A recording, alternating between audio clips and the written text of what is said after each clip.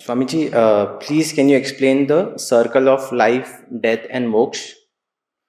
Should we really chase moksha if we love our life?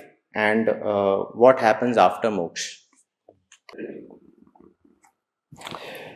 We are in the circle of life and death. We have been on this planet many times. We don't remember. The impression is there in our unconscious compartment of mind, but we cannot read that. So we are not new, we are not first comer. We have been on this earth since many life. Nobody can tell you how many life you have, how many times you have been born. And if you don't attain moksha, you will go into this circle. This is a life circle. People are born, they live, and they die, and they go with some desire and some aspiration, so they take another birth. तो ये चक्र चल रहा है. हम लोग इस चक्र में हजारों बार घूम चुके हैं. भगवान तो कहते हैं कि तुम लोग इतने पुराने हो, ये पृथ्वी से भी पुराने हो. कोई पृथ्वी के पहले भी दूसरे प्लैनेट पर हम लोग थे. लाइफ है, अदर प्लैनेट पर लाइफ है. तो इतने दिन से हम लोग इस चक्र में घूम रहे हैं. घन चक्कर है, चल रहा है. आशा लगती है कि अब अच्छा होगा, सुख मिलेगा, है ना. और उसी आशा के कारण नेक्स्ट लाइफ होता है. इस लाइफ में जो हमारे डिजायर फुलफिल नहीं हो पाते हैं, वो हमारे अचेतन में बैठे रह जाते हैं. वही हमको दूसरा जन्म लेने के लिए प्रेरित करते हैं. और उस जन्म में फिर हम और 50,000 तरह के अनुभव से गुजरते हैं और कई तरह की आकांक्षाएं मन में लेके बढ़ते हैं. फिर उसी आकांक्षाओं के कारण जन्म होता है. ये साइकिल है, लाइफ का साइकिल है ना. ये चलता आ रहा है, बहुत दिनों से चलता रहता है. अब इसमें जब बोध हो जाए, या बुद्ध को बोध हुआ ना, बुद्ध का जो टीचिंग है, उसकी जो सारांश है वो क्या है?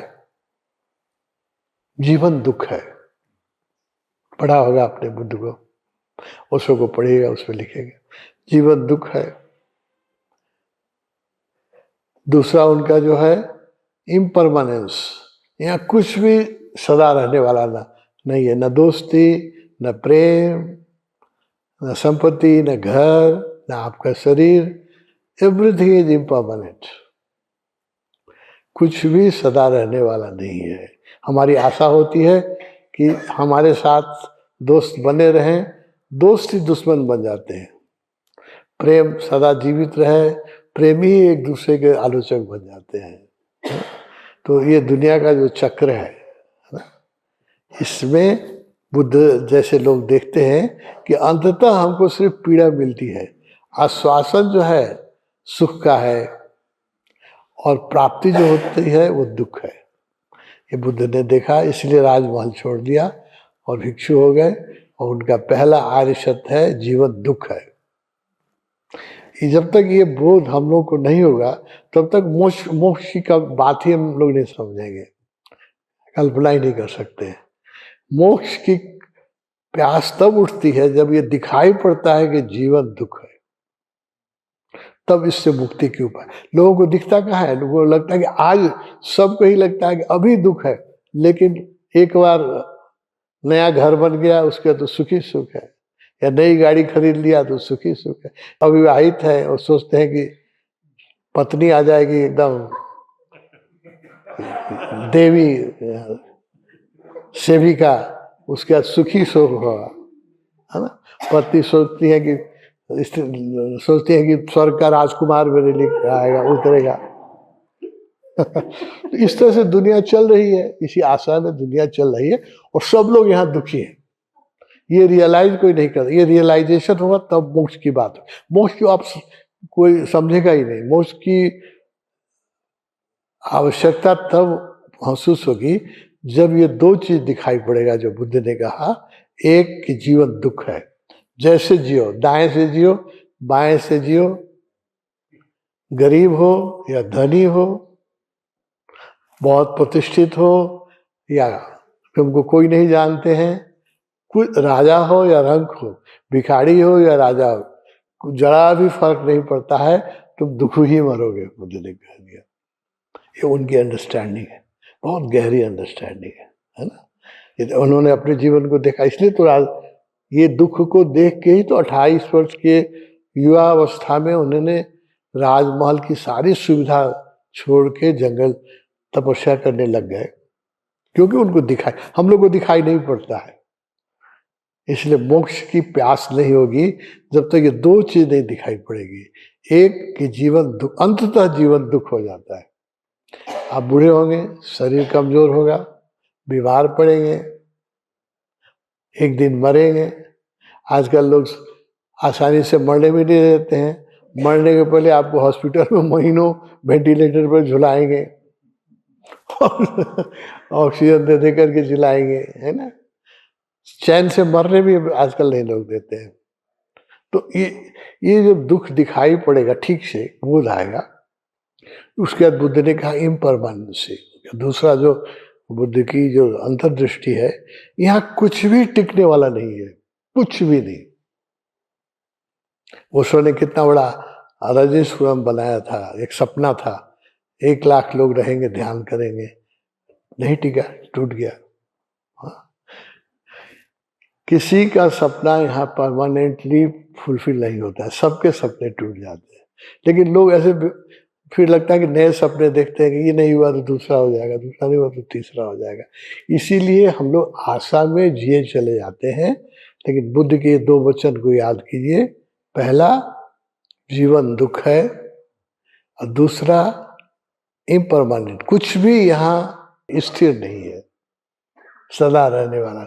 न दोस्ती, न दुश्मनी, न शरीर, न जवानी, न स्वास्थ्य, न आपका सौंदर्य, कुछ भी, सब एक दिन खत्म हो जाएगा। इस 2 चीज को जब लोग सुन के नहीं होगा, रियलाइज करें।